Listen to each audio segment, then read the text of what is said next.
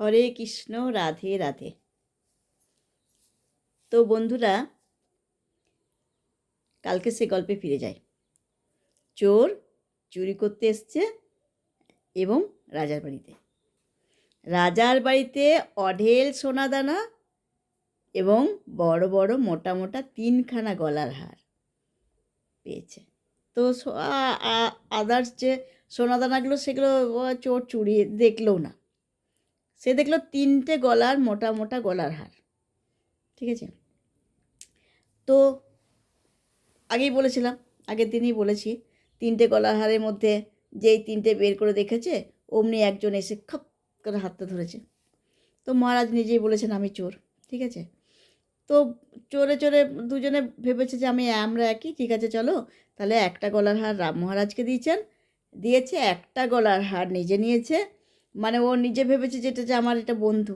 ঠিক আছে, তো দিয়েছে, আর একটি গলার হার কিন্তু সিন্ধুকের মধ্যে ভরে রেখেছে। এটা মহারাজ দেখেছেন। ঠিক আছে, তো রাতে চোর চুরি করে চলে গেছে। সকালে এরকম আউট হয়েছে যে রাজার রাজ্যে চুরি হয়েছে, তো সে চোরকে তো ধরতে হবে। এবং চারদিকে হয়ে হলো করে চোর আর কত দূরে যাবে বলুন? ওইটুকু সময়ের মধ্যে চোর কোথায় বা পালাবে? রাজ্য ছেড়ে তার পালাতে পারবে না। এবং রাজার ঘরে খোঁজ চুরিটা হয়েছে, তো চোর তো ধরা পড়বেই। চোর ধরা পড়েছে এবং চোরকে এনে বেঁধে রাখা হয়েছে। তখন চোর অঝোর নয়নে কাঁদছে আর মনে মনে ভগবানকে বলছে, ভগবান, সাধু বাবা যেমন বললেন তুমি আমার সঙ্গে আছো, তো তুমি আমার সঙ্গে আছো, তারপরও এরা আমাকে ধরতে পারলো, এরা আমাকে বাঁধতে পারলো। তো ভগবান থাকলে বলে যে সবার ভালোই হয়, তাহলে আমার কি ভালো হচ্ছে? আমি চুরি করলাম, আমি ধরাও পড়ে গেলাম, তাহলে আবার চুরি করে লাভ কী হলো? তো তার সেই মনটাকে, আমাদের মন তো চারিদিকে ছড়িয়ে থাকে জানেন তো, এক জায়গায় মনটাকে এনে আমরা একাগ্র চিত্তে দেখবেন ভগবানের কাছে প্রার্থনা খুব কম করি না বললেই চলে, খুব কমবার। যখন আমরা খুব বিপাকে পড়ি, খুব মন প্রাণ দিয়ে ডেকে তাকে ডাকি, তাছাড়া নয়। তো এই চোর তো বিপাকে পড়েছে না, তো সে তার সমস্ত মন প্রাণ উজাড় করে এবং বিশ্বাসের 100% বিশ্বাস নিয়ে যে সাধু বলেছে ভগবান আছে, কারণ সাধুর কথাটা সে বিশ্বাস করেছে, সাধুর সঙ্গে এসেছে। বলতে পারেন কৃষ্ণ নামের সামনে আসলে যেন মন্ত্রমুগ্ধের মতন সবাই যেমন একটা আলাদা জগতে চলে যায়, ঠিক সেই রকম সাধু এসেছে, এই চোর এসেছে সাধু সঙ্গে। ঠিক আছে, এবার কি হলো, তো মহারাজ বেঁধে রেখেছে, তো মহারাজ মন্ত্রীকে বলছে, মন্ত্রী বসে আপনি একটা কাজ করুন, চোরকে আমার সামনে নিয়ে আসুন। চোর তো কাঁদতে কাঁদতে এসেছে মহারাজের কাছে, বললো তুমি আমার বাড়িতে চুরি করেছো? হ্যাঁ মহারাজ, আমি আপনার বাড়িতে চুরি করেছি। কি চুরি করেছো?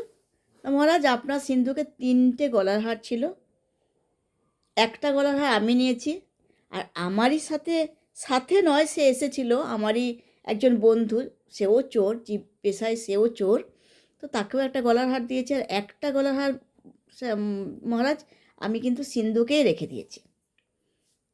তো মন্ত্রীমশাই বললো যে মহারাজ বললেন, সত্যি তুমি আবার একটা গলার হার রেখেও দিয়েছো? কেন 3টে নিতে পারলে না? মহারাজ, যা বড় বড় মোটা মোটা গলার হার, আমাদের জীবনটাতে একটাতেই চলে যাবে, আমার একটাতে চলে যাবে, ওর একটাতে চলে যাবে, তো আমরা দুজনে দুটো নিলাম। আর একটা মহারাজ আপনার জন্য রাখলাম, কারণ আপনার মনেও অত দুঃখ দিলে কি আমরাও সহ্য করতে পারবো? দেখুন,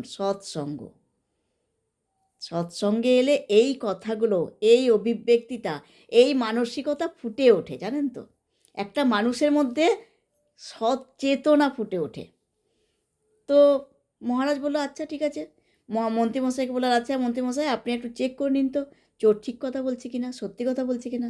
ও যদি সত্যি কথা বলে তাহলে ওর শাস্তি কিন্তু অনেক গুণ কমিয়ে দেবো আমি, কিন্তু যদি মিথ্যা কথা বলে তা তো চোর গেল, ওরকে আমি শুলে চড়াবো এবং ওর গদ্দান নিয়ে নেব।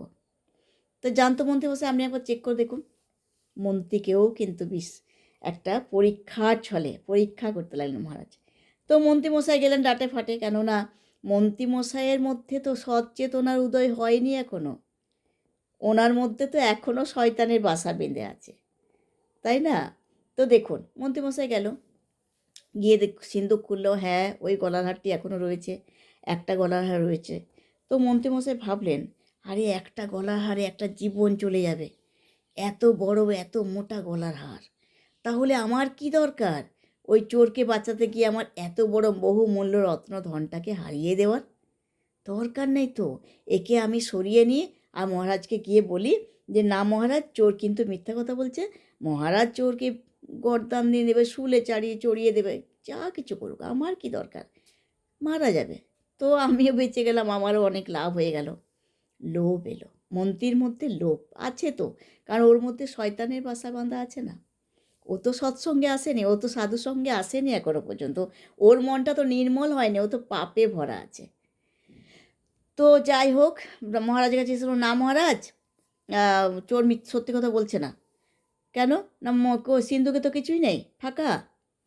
তো মহারাজ বললেন, হ্যাঁ সত্যি? বলে হ্যাঁ সত্যি। ওকে শুলে চড়ান, ওকে দরকার নেই রাজ্যে, চোর, ওকে এই রাজ্যে দরকার নেই, এই রাজ্যে ভালো মানুষের দরকার।